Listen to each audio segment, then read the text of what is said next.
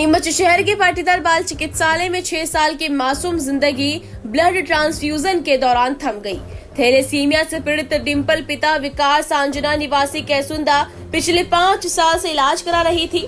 हर महीने ब्लड चढ़ाना उसकी जिंदगी का हिस्सा बन चुका था, लेकिन गुरुवार की रात वही इलाज उसकी मौत बन गया। परिजन बच्ची को ब्लड चढ़ाने के लिए पाटीदार हॉस्पिटल लाए थे।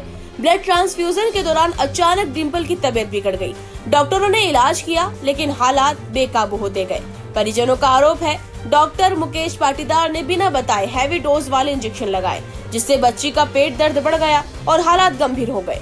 परिजनों का कहना है कि डॉक्टर ने सही जानकारी नहीं दी, रेफर करने में भी देर की और जब तक उदयपुर ले जाया जा रहा था, रास्ते में ही डिम्पल ने दम तोड़ दिया। इसके बाद परिजनों का गुस्सा फूट पड़ा। अस्पताल के बाहर विरोध, नारेबाजी और लापरवाही के आरोपों की गूंज सुनाई थी।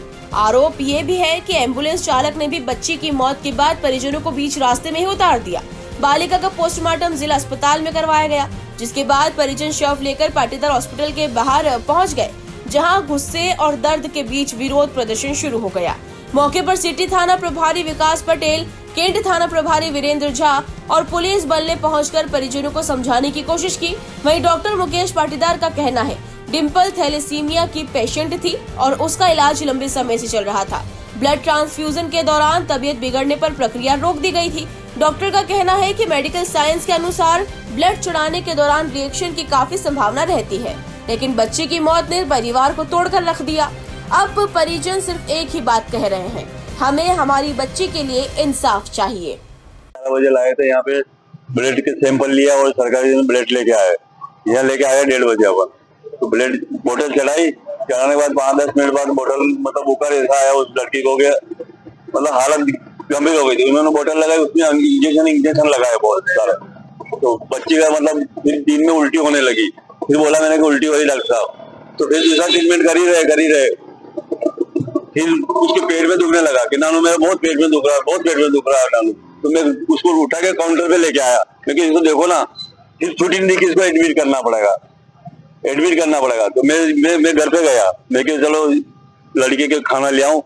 15-20 मिनट में मैं वापस आ गया था। घर पे पहुंचे नहीं, फोन आ गया कि एसी रूम में भर्ती कर दी। मैं आया जब तो ऑक्सीजन लगा दिया इन्होंने। वो यही शांत हो गई थी, मैं देख ली थी आके, शांत यही हो गई थी वो, बस ऑक्सीजन से जी रही थी वो बस। 5 साल से इस बीमारी से ग्रसित है और 5 साल से ही बालिका का इलाज यही चल रहा है। पर कल लापरवाही की इन्होंने। ये बोतल के अंदर वो इंजेक्शन लगा के सोरी को मार दिया, गोली खिला दी, खराब गोली खिला दी, हाई डोज लगा दिया इन्होंने। आप क्या चाह रहे हैं? मान क्या है, डॉक्टर को गिरफ्तार करो, न्याय दिलाओ। क्या चाहते हैं? न्याय दिलाओ, डॉक्टर को गिरफ्तार करो। और क्या चाहते हैं? हमारी तो बच्ची चली गई ना, एक ही थी औलाद मेरे पास, और क्या औलाद की औलाद थी। बोले कि एम्बुलेंस में जाएगा पार्टनर लगा के, मैं तो मेरी गाड़ी में ले जाऊं, मना कर दिया। और आधा घंटा और मेरे को यहाँ बिठा रखा इन्होंने। फिर एम्बुलेंस वाले को बोला, छांट कर ली इन्होंने।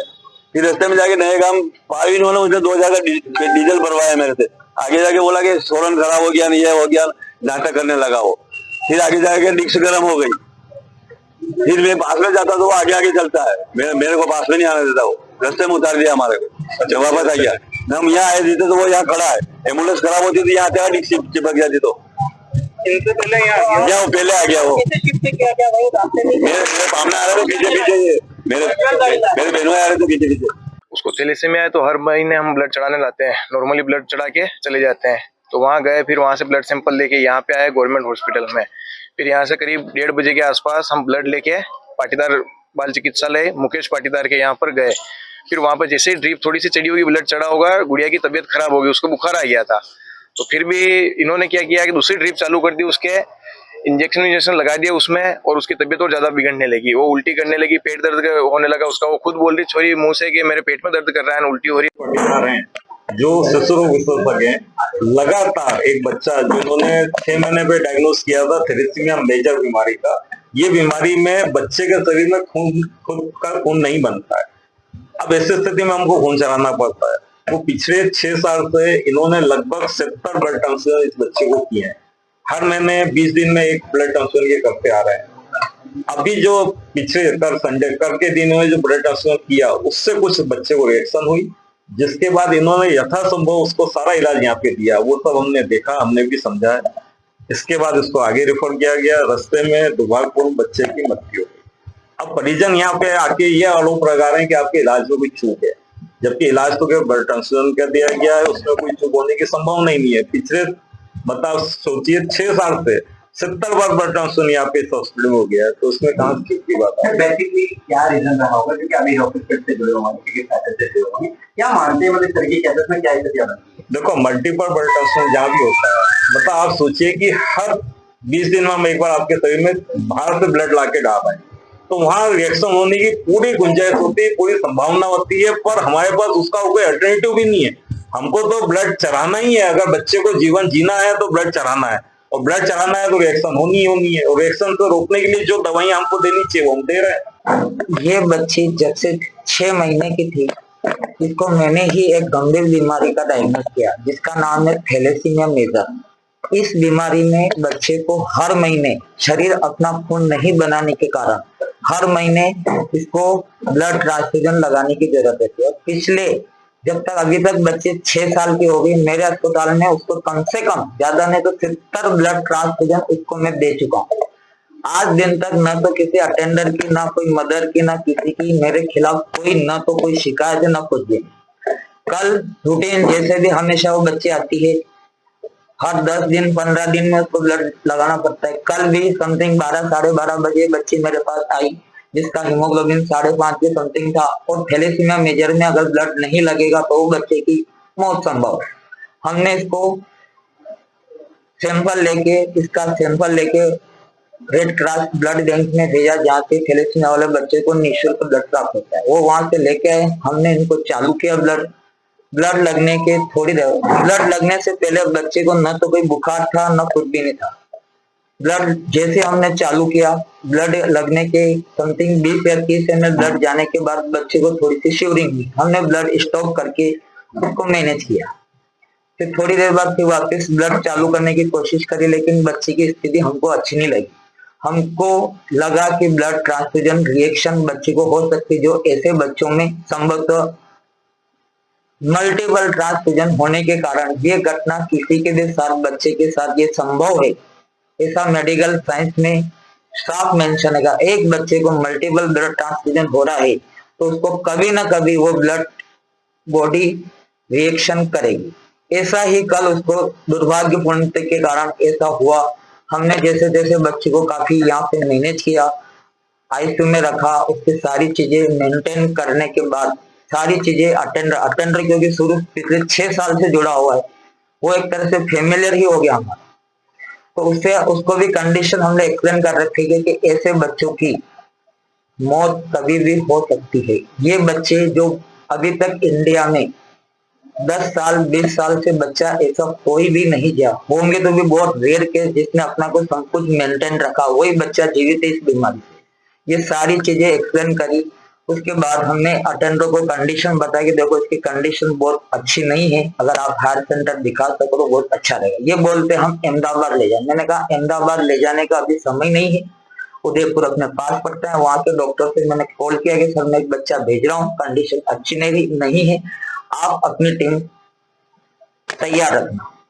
लेकिन रास्ते में यहाँ से समथिंग चिकाड़ा 1.5 से 2 घंटे के बाद मेरे पास वापस फोन आया ड्राइवर का कि सर बच्ची ऐसे ऐसे हो रही। फिर मैंने कहा उसको ऑक्सीजन थोड़ी और बढ़ाओ, और उसके आधे घंटे बाद फोन आया कि बच्ची एक्सपायर हो चुकी।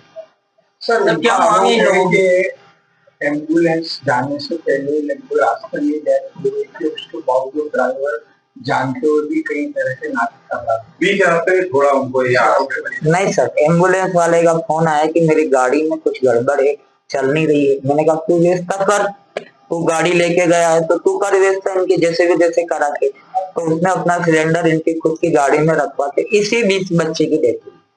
लापरवाही से क्या हो। परिजनों का ये कहना है कि गाड़ी वो उनकी पर्सनली कर रहे थे और आपके कहने पर सर पर्सनल गाड़ी में ऑक्सीजन कहाँ से मेंटेन होगी? क्या पर्सनल गाड़ी में किसी बच्चे को अपन रेफर कर सकते? क्या बच्चा हो कोई भी मरीज पर्सनल गाड़ी में कैसे जा पाएगा? क्रिटिकल मरीज।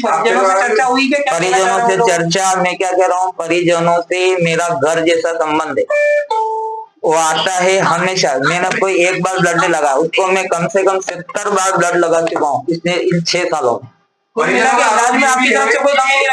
आपने मरीजों को बताया कि जो जिला अस्पताल से ब्लड मिला वो खराब मिला, खराब नहीं मिला। मैंने कहा ब्लड ट्रांसफ्यूजन रिएक्शन है जो किसी के साथ संभव है, और ब्लड ट्रांसफ्यूजन फॉर्म पे भी साफ लिखा रहता है कि ये ब्लड कभी भी ट्रांसफ्यूज किसी को अगर सूट नहीं होता है तो रिएक्शन कर सकता है। सर आपका कहना ये है कि आपकी तरफ से आपने इलाज में कोई कमी नहीं है?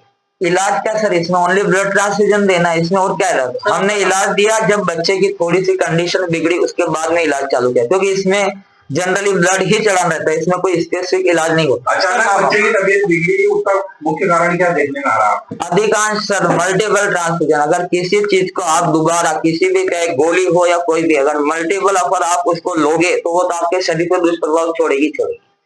70 ब्लड ट्रांसफ्यूजन के बाद भी अगर वो बच्ची मतलब 70 ब्लड ट्रांसफ्यूजन के बाद उसको आज रिएक्शन हुआ तो ये तो किसी के साथ संभव हो सकता है।